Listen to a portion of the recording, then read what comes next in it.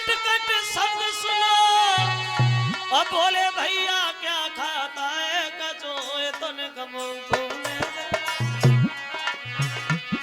कचोए तन कमो घूमे दे भूख मतलब निकला जाता है।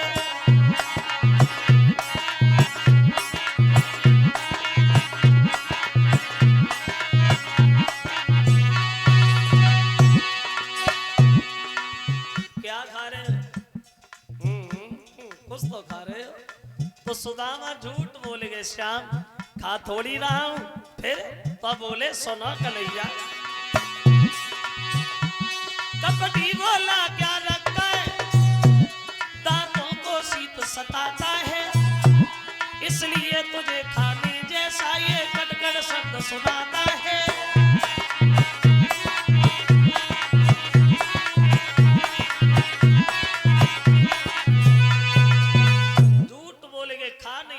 श्याम सर्दी के मारे दांती बज रही है, इसलिए तुझे आवाज सुनाई दे रही है। झूठ बोलेंगे। कुछ लोग ये कहते हैं कि कन्हैया ने सुदामा को श्राप दिया था कि तुम निर्धन हो जाओ, लेकिन ऐसा कहीं भी नहीं लिखा भक्तों।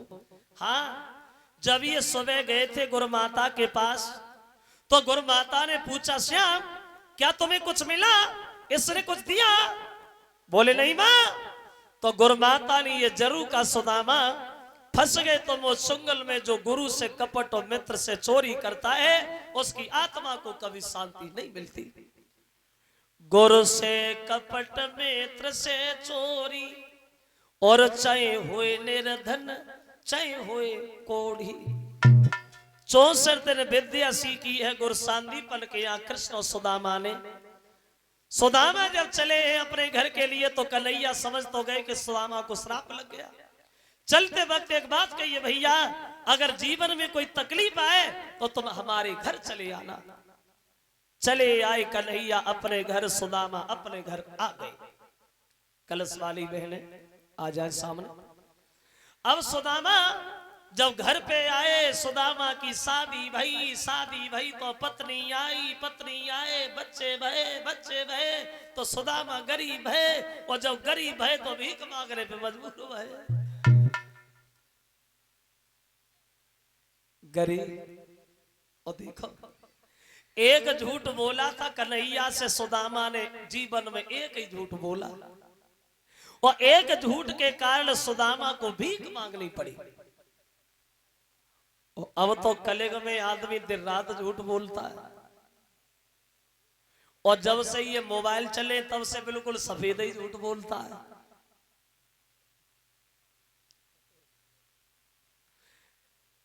गरीब हो गए, और भगवान न करे कि गरीबी कभी किसी के ऊपर आए।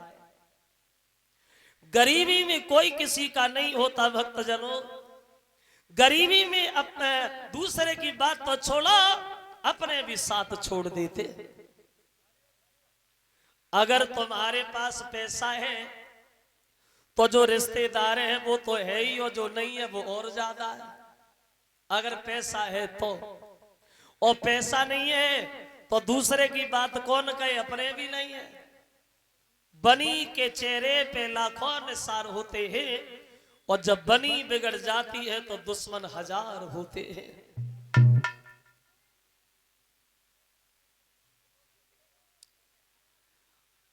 बिना पैसा के कुछ नहीं, और गरीबी का आनंद तो वही लोग जानते हैं जो उस गली से गुजर के आया, जिन्होंने गरीबी देखी।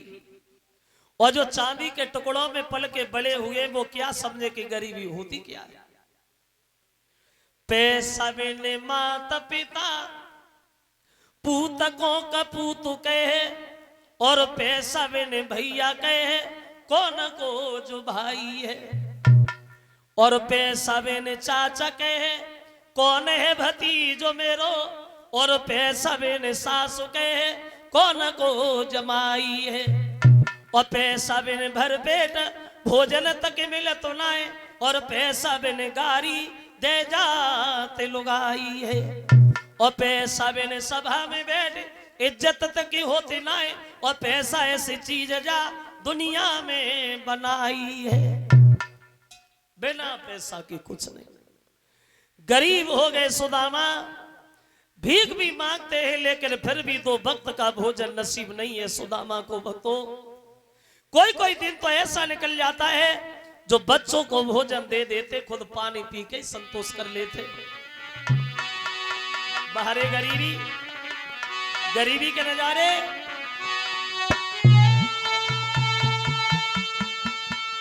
दिन धरी बेचारे द्वार द्वार, और दाता दाता चिल्लाते, पर किसी वो जबी जी भर के वे आता दाल न पाते। बाहरे गरीबी, गरीबी के नजारे। जो मठा मिले तो नमक नहीं, जो मठा मिले तो नमक नहीं, जो नमक मिले तो मठा नहीं। कोई घर मांगे 10 घर मांगे, लोटा घर आटा मिले नहीं।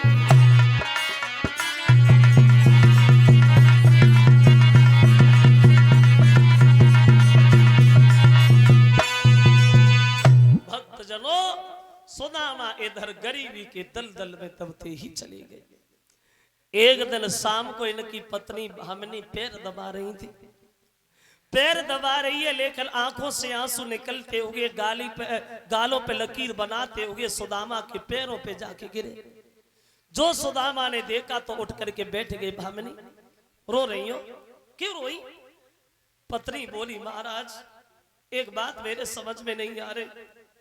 दुखी तो वो लोग रहते जो पाप करते, और मैंने कभी अपने जीवन में कोई गलत काम नहीं किया, कोई पाप नहीं किया, तो भगवान हमें इतना कमजोर काय को बना रहा है? प्रभु, भगवान हमें इतना काय को सता रहा है?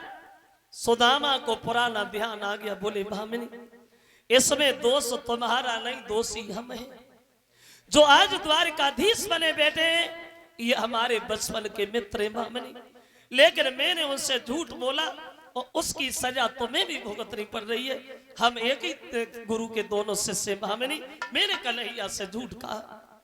पत्नी ने सुना, बोली, महाराज भगवान से झूठ बोल के जीवन में सुख चाहते हो? कभी नहीं मिलेगा श्रीमन, कभी नहीं मिलेगा।